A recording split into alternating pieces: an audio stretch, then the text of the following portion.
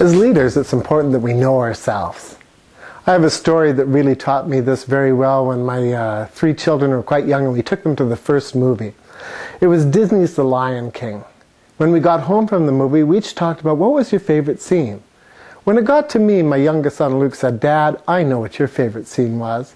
It was when Rafiki went out when Simba was having a crisis of leadership, and Rafiki said, 'You've got to know yourself, you've got to know yourself.' And Simba took his place back in the Pride Land."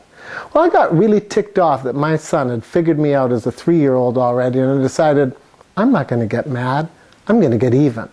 So I waited, probably 2 or 3 days. He had his back turned to me.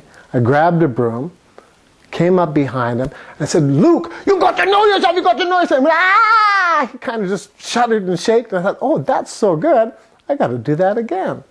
About 2 or 3 days later, same thing. He had his back turned to me, grabbed the broom, came up walking behind him, I said, "Luke, you've got to know yourself, you've got to..." Ah!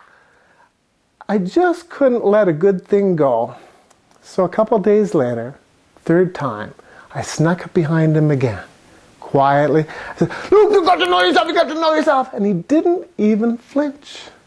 He just turned around and he looked up at me and he said in this shaky, trembly voice, he said, "Daddy, I don't know myself."